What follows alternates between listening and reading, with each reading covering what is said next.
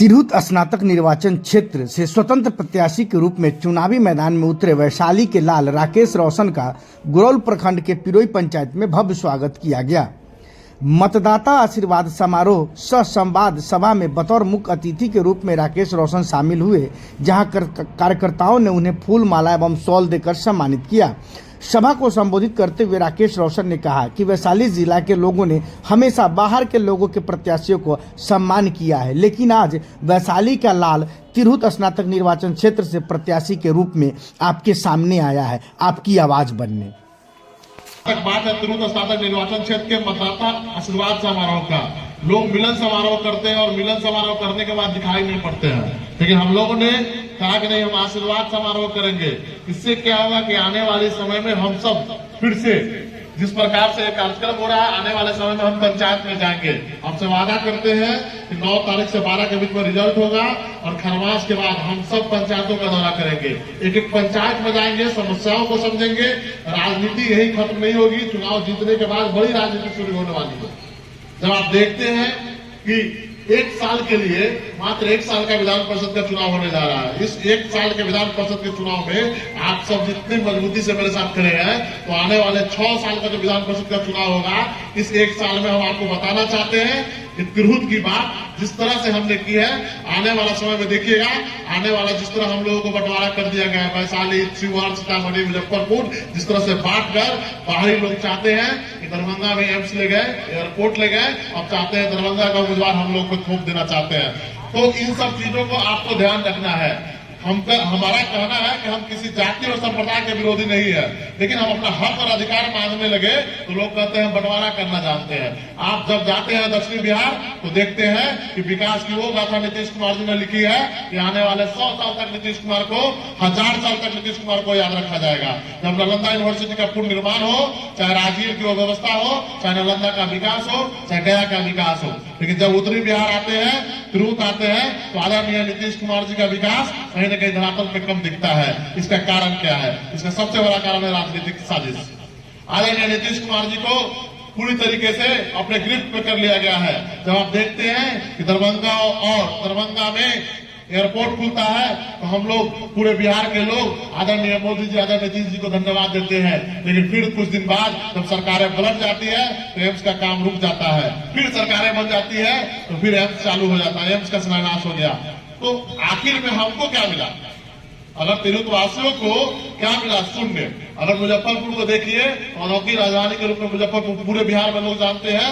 मुजफ्फरपुर में एकमात्र बिहार यूनिवर्सिटी है और औद्योगिक राजधानी के रूप में लोग जानते थे मुजफ्फरपुर को। अगर दरभंगा में एयरपोर्ट बना तो मुजफ्फरपुर में एम्स बनना चाहिए था कि नहीं बनना चाहिए था? लेकिन इन राजनेताओं ने साजिश के तहत आदरणीय नीतीश कुमार को बरगला के हमसे हमारी योजनाओं को छीनने का काम किया है। जब आप देखते हैं तिरहुत सबसे पुराना किला है हिंदुस्तान में, जब देखते हैं सबसे पुराना किला इसलिए बोलते हैं कि हिंदुस्तान में जब लोग कहते थे एक भाषा में कि राजा का बेटा राजा नहीं बनेगा, राजा जनता के वोट से राजा बनेगा। तो ये बातें कही किसने?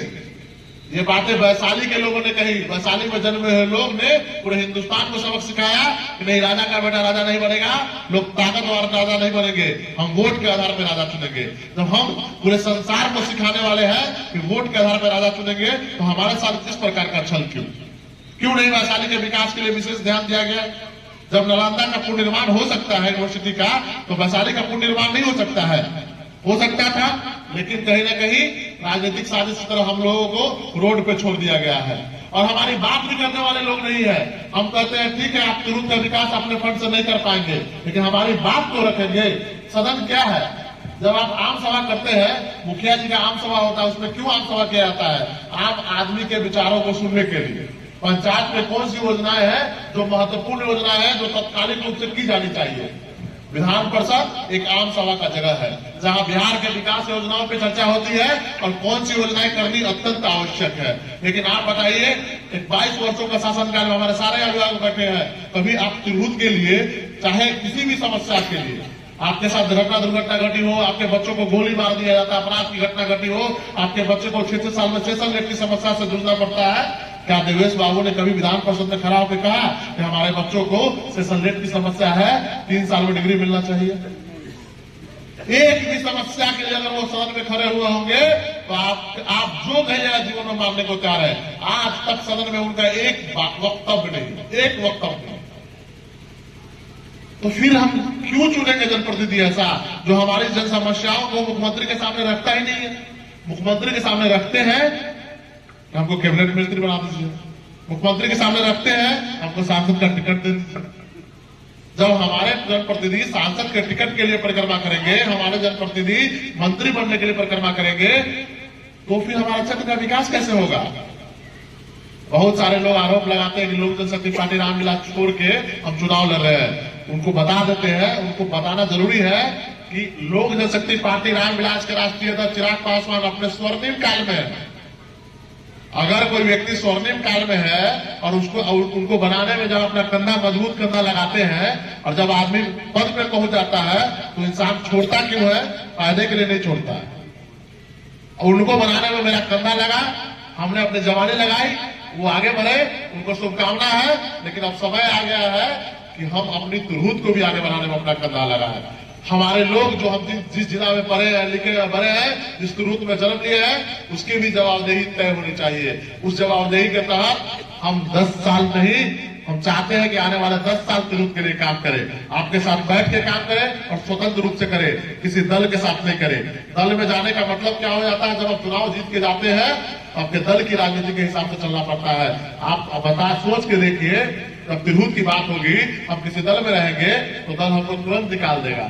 कोई भी दल बिहार की बात करता है, लेकिन विकास का क्या करता है जहां उसका गढ़ है, वोट की राजनीति है। अगर बात करिए संजय झा जी की, तो जदयू के राष्ट्रीय अध्यक्ष है, लेकिन उन्होंने विकास कहां किया, दरभंगा का किया। आदरणीय नीतीश कुमार जी पूरे बिहार के मुख्यमंत्री है, लेकिन विकास के दौर में देखिए नालंदा, राजगीर और गया से हम कहां पीछे छूट गए। जब बात करिएगा विकास की, तो कहीं न कहीं लोग अपने गढ़ को बनाते हैं, अपने किला को मजबूत करते हैं।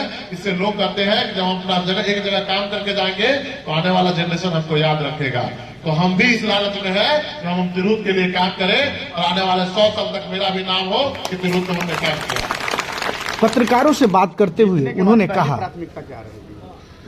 देखिए, वादा करने से लोग अभी तुरंत आप देख रहे हैं, लोग यही कहते हैं वादा करके 22 सालों तक लोगों ने छलने का काम किया।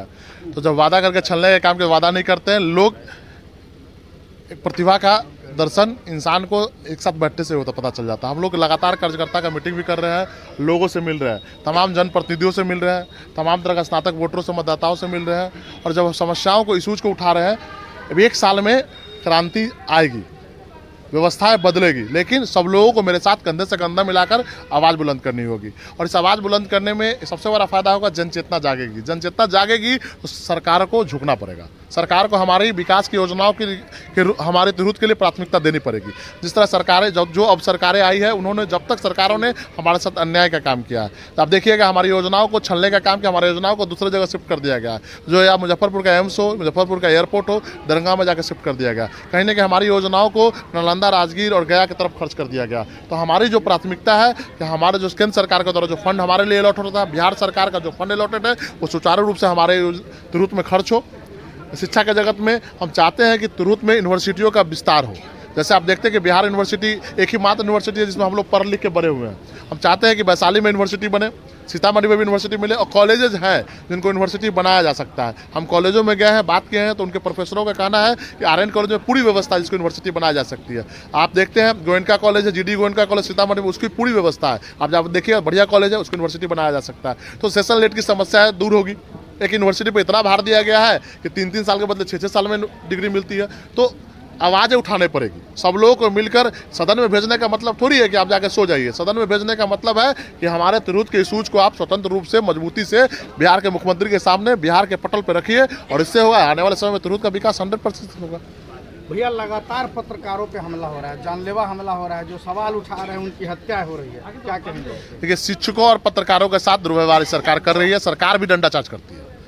जो शिक्षकों के साथ अन्याय होता है, जब शिक्षक अपनी बात को बुलंद करते हैं, उनको मारा जाता है, पीटा जाता है, उनकी आवाज़ को दबाने का काम किया जाता है। आने वाले समय में दबाने की साजिश नहीं की जाएगी सरकार के द्वारा। हम मजबूती से शिक्षकों के साथ खड़े रहेंगे और आम जनमानस को भी खड़े करेंगे। शिक्षक का मतलब ये नहीं है कि सिर्फ शिक्षक वर्ग, उसके साथ उनके परिवार के लोग जुड़े हुए हैं, और 1.5 करोड़ तिरहुतवासी शिक्षकों के साथ खड़े रहेंगे। जहाँ तक पत्रकार भाइयों की बात, उसके लिए कानून आना चाहिए।